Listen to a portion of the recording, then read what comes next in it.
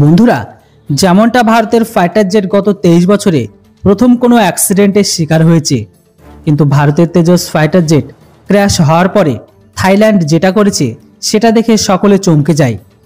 যদিও ভারতের fighter jet crash হওয়া ভারতের জন্য বড় কোনো ঝটকা তো নয়, কেননা তেজসের প্রতিদ্বন্দ্বী সুইডেনের গ্রিপেন বা সাউথ কোরিয়ার K-50 তাদেরও কিন্তু ক্র্যাশ হওয়ার রেকর্ড একটা লম্বা রিপোর্ট রয়েছে। যেমনটা এখনো পর্যন্ত পুরো 8টি গ্রিপেন ক্র্যাশ হয়েছে, তো সেখানে আবার 4 বছরে সাউথ কোরিয়ার ফাইটার জেটের বড় পরিমাণে ক্র্যাশ হওয়ার রেকর্ড রয়েছে।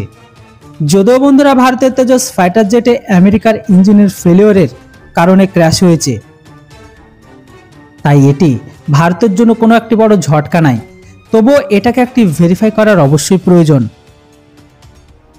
কিন্তু এরই মাঝে থাইল্যান্ড তাদের হাওয়াই ক্ষমতাকে মজবুত করার জন্য একটি প্রপোজালকে জারি করে।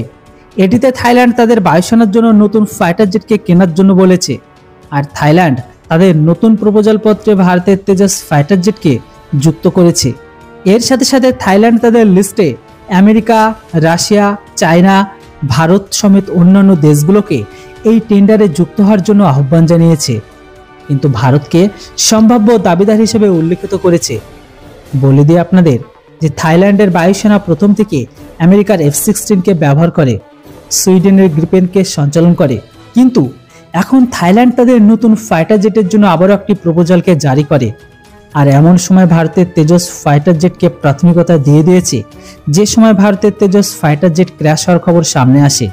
এখন দেখলে আপনারা বুঝবেন 23 বছরে ভারতের তেজস ফাইটার জেট ক্র্যাশ হওয়াতে তেজস ফাইটার জেটের ছবির তেমন কোনো একটা ক্ষতি হয়নি।